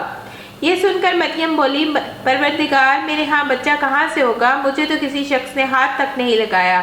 جواب ملا ایسا ہی ہوگا، اللہ جو چاہتا ہے پیدا کرتا ہے، جب کسی کام کے کرنے کا فیصلہ کر دیتا ہے تو کیا کہتا ہے؟ کن فیکن، بس ہو جا تو وہ ہو جاتی ہے۔ فرشتوں نے پھر اس سے اپنے سلسلہ کلام میں کہا اور اللہ اسے کتاب حکمت کی تعلیم دے گا، یعنی دانائی، بڑی حکمت والے تھے، بڑے دانشمند تھے، اور اس کے بعد توریت اور انجیل دونوں کے حافظ تھے حضرت عیسیٰ۔ توریت اور انجیل کا علم سکھائے گا اور بنی اسرائیل کی طرف سے اپنا رسول مقرر کرے گا۔ اور جب وہ بحیثیت رسول بنی اسرائیل کے پاس آیا تو اس نے کہا میں تمہارے رب کی طرف سے تمہارے پاس نشانی لے کر آیا ہوں۔ حضرت عیسیٰ جو تھے وہ دھوبی گھاٹ پہ گئے اور انہوں نے وہاں جا کے ان سے اس طرح سے تبلیغ کی کہ جس طرح تم کپڑوں کو دھو کے صاف کر دیتے ہو تو میں اللہ کی طرف سے اس طرح کا کلام لے کے آیا ہوں جو کہ تمہیں دھو کے گناہوں سے پاک کر دے گا۔ تو وہ جو تھے وہ فوراً ایمان لے آئے تھے، اور ان کو ان کے ساتھی یعنی کہ حواری کہا جاتا ہے، اور روایت میں آتا ہے کہ ان کا بالکل وہی درجہ ہے جو صحابہ کرام کا تھا، کیونکہ بڑے سچے اور خالص لوگ تھے، اور حواری کا مطلب بھی صحابہ ہی ہوتا ہے۔ میں تمہارے سامنے مٹی سے پرندے کی صورت ایک مجسمہ بناتا ہوں، اس میں پھونک مارتا ہوں، اللہ کے حکم سے پرندہ بن جاتا ہے، میں اللہ کے حکم سے مادر ذات اندھے اور کوڑی کو اچھا کرتا ہوں اور مردے کو زندہ کرتا ہوں، میں تمہیں بتاتا ہوں کہ تم کیا کھاتے ہو اور کیا اپنے گھروں میں ذخیرہ کرتے ہو۔ اصل میں وہ لوگ بہت ذخیرہ اندوز تھے، اور ان کو وحی کے ذریعے سے پتہ لگ جاتا تھا کہ ان لوگوں نے بہت زیادہ وہ ذخیرہ اندوزی کی ہوئی ہے، تو اسی چیز پہ ان کی لڑائی تھی، وہ دعوت بھی قبول نہیں کرتے تھے۔ اور تمام نبیوں کا یہی ہوا ہے کہ وہ کہتے ہیں کمزور طبقہ پہلے آیا ہے، ہم کیوں ایمان لائے۔ آپ پڑھ چکے ہیں دوسرے پارے میں کہ وہ کہتے ہیں ہم کیوں بے وقوفوں کی طرح ایمان لائے۔ حالانکہ آپ دیکھیں حضرت بلال جو ایک غلام ہے، لیکن ان کا درجہ بہت بڑا ہے کہ حضور صلی اللہ علیہ وسلم کہتے ہیں کہ بلال کیا کرتے ہو، تمہارے قدموں کی چاپ مجھے اپنے کانوں میں سنائی دیتی آگے آگے۔ تو وہ کہتے ہیں میں تو صرف مسجد میں جاتا ہوں، اچھے سے وضو کرتا ہوں اور 2 نفل مسجد کے ادا کر دیتا ہوں۔ تو درجات دیکھیں آپ ان کے کتنے بڑے ہیں۔ اس میں تمہارے لیے کافی نشانی ہے اگر تم ایمان لانے والے ہو، یعنی کہ انہیں پتا تھا کہ تم نے کیا ذخیرہ کیا ہوا ہے، تو اس بات سے ان کو پتہ لگ جانا چاہیے تھا کہ یہ سچے نبی ہیں، اور میں اس تعلیم و ہدایت کی تصدیق کرنے والا بن کے آیا ہوں جو توریت میں سے اس وقت میرے زمانے میں موجود ہے۔ ان کو ایٹ اے ٹائم 2 کتابیں ملی تھیں، اور اسی لیے آیا ہوں کہ تمہارے لیے بعض ان چیزوں کو حلال کر دوں جو تم پہ حرام کر دی گئی تھیں۔ بہت سی چیزیں حرام کر دی گئی تھیں بنی اسرائیل پہ، آپ آگے جا کے پڑھیں گے کہ حضرت یعقوب کو ایک بیماری کی وجہ سے اونٹنی کا دودھ جو تھا اور گوشت انہوں نے اپنے اوپر حرام کر لیا تھا، تو بنی اسرائیل کی ساری قوم کے اوپر ہی وہ جو تھا انہوں نے خود ساختہ حرام کر لیا تھا۔ تو بعد میں اللہ پاک نے ان پہ بہت ساری پابندیاں لگا دی تھی کہ ہڈی کے ساتھ جو چربی لگی ہوتی ہے وہ بھی حرام تھی، اور بڑی ریسٹرکشنز تھی ان کے لیے۔ تو اللہ پاک نے ہمارے نبی کے ساتھ نبی کے لیے آسانیاں کی تھیں۔ دیکھو میں تمہاری رب کی طرف سے تمہارے پاس نشانی لے کر آیا ہوں، لہٰذا اللہ سے ڈرو اور میری اطاعت کرو۔ اللہ میرا رب ہے اور تمہارا بھی ہے، لہٰذا تم اسی کی بندگی اختیار کرو، یہی سیدھا راستہ ہے۔ تو جب عیسیٰ نے محسوس کیا کہ بنی اسرائیل کفر و انکار پہ آمادہ ہیں تو وہ ہیں، تو اس نے کہا کون اللہ کی راہ میں میرا مددگار ہوتا ہے؟ حواریوں نے جواب دیا ہم اللہ کی راہ میں آپ کے مددگار ہیں، ہم اللہ پر ایمان لائے، گواہ رہو ہم مسلم ہیں، اللہ کے آگے سر اطاعت جھکا دینے والے ہیں۔ اے مالک جو فرمان تو نے نازل کیا ہم نے اسے مان لیا، جیسے صحابہ نے کہا سمعنا و اطعنا، اور رسول کی پیروی قبول کی، اور ہمارا نام گواہی دینے والوں میں لکھ لے۔ پھر بنی اسرائیل کے خلاف جو تھی وہ تدبیریں ہونے لگی خفیہ، جواب میں اللہ نے بھی اپنی خفیہ تدبیر کی، ایسی تدبیروں میں اللہ سب سے بڑھ کر ہے، واللہ خیر الماکرین۔ اور اللہ کی خوب تدبیر ہی تھی کہ جب اس نے کہا اے عیسیٰ میں تجھے واپس لے لوں گا، اور ہوا یہ تھا کہ ان کے خلاف ایک تحریک چل پڑی، تو بادشاہ نے جو تھا وہ ان کو جو تھا وہ جیل میں ڈال دیا۔ تو اس کے بعد یہ بھی ہوا تھا کہ بادشاہ نے یہ بھی پوچھا تھا کہ عید کا دن تھا، تو اس نے کہا کہ میں جو ہے وہ ڈاکو کو چھوڑ دوں، ایک ڈاکو تھا اور ایک یہ تھے حضرت عیسیٰ، تو انہوں نے جو عوام تھی انہوں نے کہا کہ نہیں آپ حضرت عیسیٰ کو جو ہے وہ پھانسی چڑھا دے۔ تو حضرت عیسیٰ کو جو تھا وہ اس طرح سے پکڑا، اس طرح سے گیا تھا کہ یہ ایک جگہ پہ، جیسے یہ پیچھے بھی ذکر آیا، ایک جگہ پہ تھے حواریوں کے ساتھ تھے، تو 3 دفعہ انہوں نے پوچھا کہ کون میرا مددگار بنے گا اللہ کے اس کام میں، تو ایک چھوٹے سے جو لڑکا تھا اسی نے کہا کہ میں بنوں گا۔ تو حالانکہ انہوں نے اس کو ڈسکرائب کر دیا تھا کہ جب میری شکل آ جائے گی تمہارے اوپر تو وہ تمہیں قتل کر دیں گے، تو لیکن وہ اتنا اس کا ایمان پختہ تھا، اس نے کہا کوئی بات نہیں۔ تو پھر اللہ پاک نے جو تھا وہ چھت پھٹی تھی اور سب پہ اونگ طاری ہو گئی تھی، اور آسمان کے ذریعے جو تھا ان کو جو تھا اس روزن سا بن گیا، اور وہاں سے اللہ نے ان کو اٹھا لیا تھا۔ تجھ کو میں اپنی طرف اٹھا لوں گا، اور اس کے بعد کیا آتا ہے نا کہ وہ ہم جو ہے وہ قیامت نزدیک واپس آئیں گے، اور جنہوں نے تیرا انکار کیا ان سے، یعنی کہ ان کی میت سے اور ان کے گندے ماحول سے، ان کے ساتھ رہنے سے تجھے پاک کر دوں گا، اور وہ جو تھی دوسرے بندے کی شکل ہو گئی تھی، تو پھر اس کو حضرت عیسیٰ کے دھوکے میں پکڑ کے لے گئے تھے اور اس کو عید والے دن جو تھی پھانسی دے دی تھی۔ اور تیری پیروی کرنے والوں کو قیامت تک ان لوگوں کے بالا دست رکھوں گا جنہوں نے تیرا انکار کیا۔ اور پھانسی کیسے دی جاتی تھی؟ جو یہ کراس کی شکل میں ہوتا تھا اور وہ اس پر ان کو کیلوں سے جو تھا وہ ٹانگ دیا جاتا تھا، تو جب تک جو ہے وہ مرتا نہیں تھا انسان تو اسے نیزے مار مار کے مارا جاتا تھا۔ پھر تم سب کو آخرکار میرے پاس ہی آنا ہے، اس وقت میں ان باتوں کا فیصلہ کر دوں گا جن میں تمہارے درمیان اختلاف ہوا ہے۔ جن لوگوں نے کفر و انکار کی روش اختیار کی تو انہیں دنیا اور آخرت میں دونوں میں سخت سزا دوں گا، وہ کوئی مددگار نہ پائیں گے۔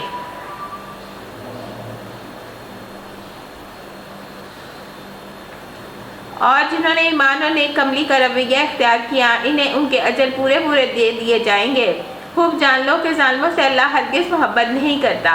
یہ آیات اور حکمت سے لبریز تذکرے جو ہم تمہیں سنا رہے ہیں، یعنی نبی صلی اللہ علیہ وسلم سے خطاب ہے ان کے ذریعے ہم سے۔ اللہ کے نزدیک عیسیٰ کی مثال آدم کی سی ہے۔ اللہ نے اسے مٹی سے پیدا کیا اور حکم دیا ہو جا، اور وہ ہو گیا۔ یعنی آدم علیہ السلام کا بھی کوئی باپ نہیں ہے نا، اور حضرت عیسیٰ کا۔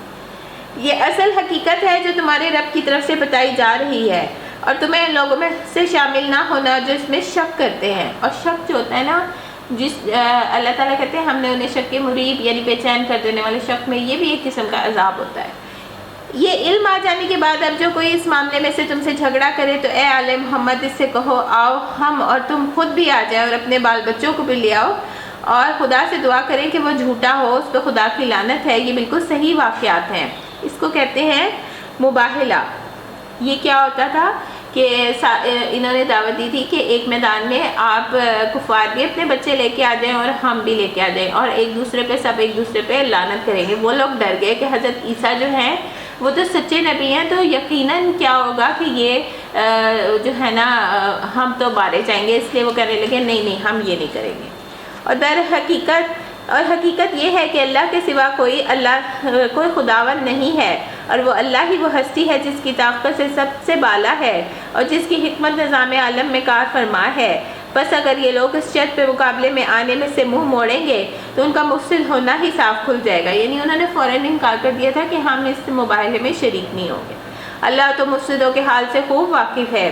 کہو اے اہل کتاب آؤ ایک ایسی بات کی طرف جو ہمارے اور تمہارے درمیان مشترک ہے، یکساں ہے، یہاں کہ ہم اللہ کے سوا کسی کی بندگی نہ کریں اور اس کے ساتھ کسی کو شریک نہ ٹھہرائیں، اور ہم میں سے کوئی اللہ کے سوا کسی کو اپنا رب نہ بنا لے۔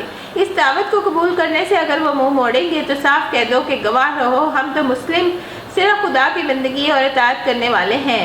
اے اہل کتاب تم ابراہیم علیہ السلام کے بارے میں ہم سے کیوں جھگڑا کرتے ہو؟ توریت اور انجیل تو ابراہیم کے بعد ہی نازل ہوئی ہے، پھر کیا تم اتنی سی بات بھی نہیں سمجھتے؟ تم لوگ جن چیزوں کا علم رکھتے ہو ان میں تو خوب بحثیں کر چکے ہو، اب ان معاملات میں کیوں بحثیں کرنے چلے ہو جن کا تمہارے پاس کچھ علم نہیں؟ اللہ جانتا ہے وانتم لا تعلمون، اور تم نہیں جانتے۔ ابراہیم علیہ السلام کے بارے میں کہتے ہیں وہ یہودی تھے، حالانکہ وہ کیا تھے؟ کیا آتا ہے کہ وہ حنیفاً مسلم تھے، یعنی یکسو مسلمان تھے۔ ابراہیم نہ تو یہودی تھا نہ عیسائی تھا، بلکہ وہ تو ایک مسلم یکسو تھا، اور وہ ہرگز مشرکوں میں سے نہ تھا۔ ابراہیم سے نسبت رکھنے کا سب سے زیادہ حق اگر کسی کو پہنچتا ہے تو ان لوگوں کو پہنچتا ہے جنہوں نے اس کی پیروی کی، اور اب یہ نبی اور اس کے ماننے والوں اس کی نسبت میں زیادہ حقدار ہیں۔ ابراہیم علیہ السلام کو یہود و نصارہ دونوں مانتے ہیں، اور حضور صلی اللہ علیہ وسلم کیا کہتے ہیں کہ میں اپنے دادا حضرت ابراہیم کی دعا کا اثر ہوں، جو کہ ہم نے پہلے پارے میں پڑھی ہے۔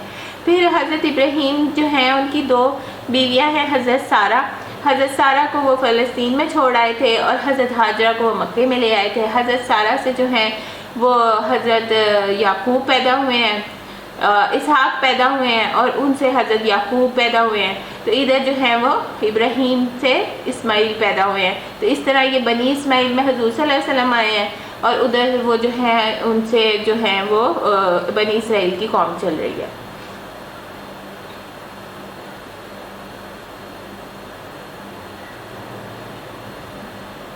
اللہ صرف انہی کا حامی و مددگار ہے جو ایمان رکھتے ہیں۔ اے ایمان والو، اہل کتاب میں سے اگر ایک گروہ چاہتا کہ کسی کسی طرح تمہیں راہ راست سے ہٹا دے، حالانکہ در حقیقت وہ اپنے سوا کسی کو گمراہی میں نہیں ڈال رہے مگر انہیں اس کا شعور ہی نہیں۔ اے اہل کتاب، کیوں اللہ کی آیات کا انکار کرتے ہو حالانکہ تم تو خود ہی مشاہدہ کر رہے ہو، یعنی کہ تمہیں تو ساری باتوں کا پتہ ہے، پھر تم جانتے بوجھتے جھوٹ بول رہے ہو۔ اے اہل کتاب، کیوں حق کو باطل کا رنگ چڑھا کے مشتبہ بناتے ہو، کیوں جانتے بوجھتے حق کو چھپاتے ہو، یعنی حضور کی آمد کی خبر کو چھپاتے ہو۔ اے اہل مدینہ میں سے ایک گروہ کہتا ہے، اہل کتاب میں سے ایک گروہ کہتا ہے کہ اس نبی کے ماننے والوں پر جو کچھ نازل ہوا ہے اس پر صبح ایمان لے آؤ، شام کو اس سے انکار کر دو۔ شاید کہ اس ترکیب سے یہ لوگ اپنے ایمان سے پھر جائے۔ نیز یہ لوگ آپس میں کہتے ہیں اپنے مذہب والوں کے سوا کسی کی بات نہ مانو۔ اے نبی صلی اللہ علیہ وسلم، ان سے کہہ دیجئے کہ اصل میں ہدایت تو اللہ کی ہدایت ہے اور یہ اسی کے دین ہے، اسی کا دین ہے کہ کسی کو وہ کچھ دے یا دیا جائے جو کبھی تم کو بھی دیا گیا تھا، یعنی کہ امامت لے کے بنی اسرائیل سے بنی اسماعیل میں دے دی گئی، یا یہ کہ دوسروں کو تمہارے رب کے حضور پیش کرنے کے لیے تمہارے خلاف قوی حجت مل جائے۔ اے نبی صلی اللہ علیہ وسلم، ان سے کہیے کہ فضل و شرف اللہ کے اختیار میں ہے، جسے چاہے عطا فرمائے، وہ وسیع النظر ہے اور سب کچھ جانتا ہے، اپنی رحمت کے لیے جس کو چاہتا ہے مخصوص کر لیتا ہے، اس کا فضل بہت بڑا ہے۔ اہل کتاب میں کوئی تو ایسا ہے اگر تم اس کے اعتماد پر مال دولت کا ایک ڈھیر بھی دے دو تو وہ تمہیں مال ادا کر دے گا، یعنی کہ آپ دیکھیں، اور کسی کا حال یہ ہے کہ ایک دینار کے معاملے میں بھی اس پر بھروسہ کرے تو وہ ادا نہ کرے گا۔ وہ کہتے تھے ہم سے نہ ان کے مال، امیوں کے مال میں کوئی مواخذہ نہیں کیا جائے گا، جبکہ عبداللہ بن سلام کے بارے میں آتا ہے کہ وہ ایک پہلے یہودی تھے، بعد میں وہ مسلمان ہوئے اور بڑے زبردست مسلمان ہوئے تھے۔ اللہ یہ کہ تم اس کے سر پہ سوار ہو جاؤ، اور اس کی اخلاقی حالت کا سبب یہ ہے کہ وہ کہتے ہیں امیوں غیر یہودیوں کے معاملے میں ہم پر کوئی مواخذہ نہیں ہے۔ یہ بات تو وہ محض جھوٹ گھڑ کر اللہ کی طرف سے منسوب کرتے ہیں، حالانکہ انہیں معلوم ہے کہ اللہ نے ایسی کوئی بات نہیں فرمائی۔ آخر کیوں وہ ان سے باز پرس نہ ہوگی جو اپنے عہد کو پورا کرے اور برائی سے بچ کے رہے اور اللہ کا محبوب بنے گا، کیونکہ پرہیزگار لوگ اللہ کو پسند ہیں۔ رہے وہ لوگ جو اللہ کی عہد اور اپنی قسموں کو تھوڑی قیمت پہ بیچ ڈالتے ہیں تو ان کے لیے آخرت میں کوئی حصہ نہیں، یعنی انہوں نے اپنے کلام کو بدل ڈالا ہے اور پھر انہوں نے جو آمد کی خبر تھی اس کو حق کو چھپایا ہے۔ اللہ قیامت کے روز ان سے بات تک نہ کرے گا، ان کی طرف تک نہ دیکھے گا اور نہ انہیں پاک کرے گا، بلکہ ان کے لیے تو سخت دردناک عذاب ہے۔ ان میں سے کچھ لوگ ایسے ہیں جو کتاب پڑھتے ہوئے اسی طرح زبان کا الٹ پھیر کرتے ہیں۔ تم سمجھو وہ جو کچھ پڑھ رہے ہیں وہ کتاب ہی کی عبارت ہے، حالانکہ وہ کتاب کی عبارت نہیں ہے ہوتی۔ وہ کہتے ہیں کہ جو کچھ ہم پڑھ رہے ہوتے ہیں یہ خدا کی طرف سے ہے، یعنی کہ وہ کلام کو تبدیل کر دیتے، تحریف کر لیتے ہیں، حالانکہ وہ خدا کی طرف سے نہیں ہوتا۔ وہ جان بوجھ کر جھوٹ بات اللہ کی طرف سے منسوب کرتے ہیں۔ یہ کسی انسان کا کام نہیں کہ اللہ تو اس کی کتاب اور حکم اور نبوت عطا فرمائے اور وہ لوگوں سے کہے کہ اللہ کے بجائے تم میرے بندے بن جاؤ، تو وہ یہی کہے گا کہ سچے ربانی بنو۔ ربانی کا مطلب کیا ہوتا ہے؟ رب والے، جن کو دیکھ کے ڈیفینیشنز میں جو ہے وہ کیا آتا ہے کہ جن کو دیکھ کے رب یاد آ جائے، ایسے لوگ۔ جیسا کہ اس کتاب کی تعلیم کا تقاضا یہ ہے جسے تم پڑھتے اور پڑھاتے ہو، وہ تم سے ہرگز یہ نہ کہے گا کہ فرشتوں کو یا پیغمبروں کو اپنا رب بنا لو۔ کیا یہ ممکن ہے کہ ایک نبی تمہیں کفر کا حکم دے جبکہ تم مسلم ہو؟ یاد کرو اللہ نے پیغمبروں سے عہد لیا تھا، آج ہم نے تمہیں کتاب حکمت دانش سے نوازا ہے، کل اگر کوئی دوسرا رسول تمہارے پاس اسی کی تعلیم کی تصدیق کرتا ہوا آئے تو پہلے سے تمہارے پاس جو موجود ہے تو تم کو اس پر ایمان لانا ہوگا، اس کی مدد کرنی ہوگی۔ یہ ارشاد فرما کر اللہ نے پوچھا کیا تم اس کا اقرار کرتے ہو؟ یہ جو ہے نا سارا اس وقت کی بات ہے جب اللہ پاک نے سارے نبیوں کو بلا کے اور جو ہے نا عہد لست لیا تھا۔ اس پر میری طرف سے عہد کی باری ذمہ داری اٹھاتے ہو؟ انہوں نے کہا ہاں ہم اقرار کرتے ہیں۔ اللہ نے فرمایا اچھا تو گواہ رہو، میں بھی تمہارے ساتھ گواہ ہوں۔ اس کے بعد اپنے عہد سے پھر جائے تو وہی فاسق ہے۔ اب کیا یہ لوگ اللہ کی اطاعت کا طریقہ دین اللہ کو چھوڑ کے کوئی اور طریقہ چاہتے ہیں؟ حالانکہ آسمان اور زمین کی ساری چیزیں چاروں نچار اللہ ہی کتاب فرمان اور مسلم ہیں، اسی کی طرف ہم سب کو پلٹنا ہے۔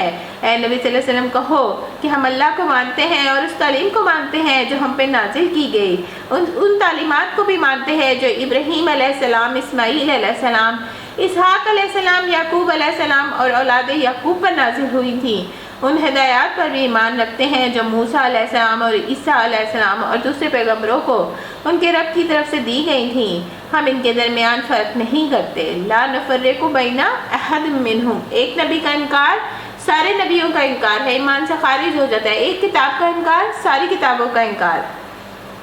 اور ہم اللہ کے تابع فرمان مسلم ہیں۔ اس پر مباداری اسلام کے سوا کوئی شخص کوئی اور طریقہ اختیار کرنا چاہے تو اس کا وہ طریقہ ہرگز قبول نہ کیا جائے گا اور آخرت میں وہ ناکام و نامراد رہے گا۔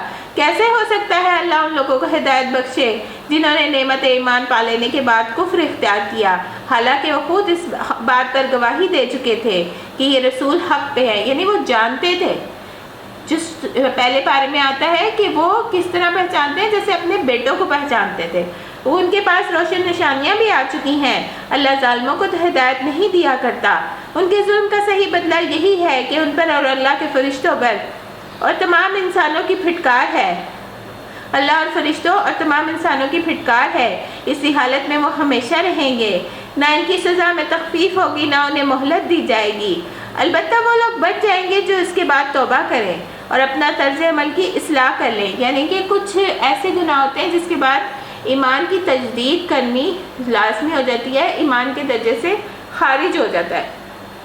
اللہ بخشنے والا اور رحم فرمانے والا ہے۔ فَإِنَّ اللَّهَ غَفُورٌ رَحِيمٌ، مگر جن لوگوں نے ایمان لانے کے بعد کفر کیا، ثم ازدادوا، پھر وہ اپنی کفر میں اور بڑھ گئے، پھر ان کی توبہ ہرگز قبول نہ کی جائے گی۔ جیسے آخری وقت فرعون نے توبہ کی تو اللہ نے اس کی توبہ قبول نہیں کی۔ ایسے لوگ تو پکے گمراہ ہیں۔ یقین رکھو جن لوگوں نے کفر اختیار کیا اور کفر ہی کی حالت میں جان دی، ان میں سے کوئی اگر اپنے آپ کو سزا سے بچانے کے لیے روئے زمین بھر کر بھی سونا فدیے میں دے دے تو اسے قبول نہ کیا جائے گا۔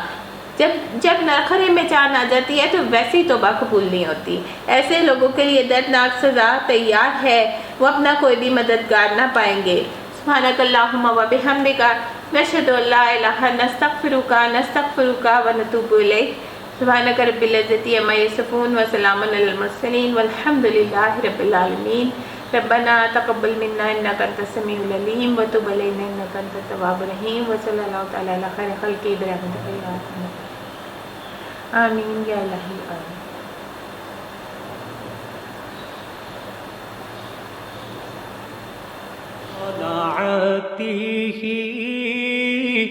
والليل دجى من وفرته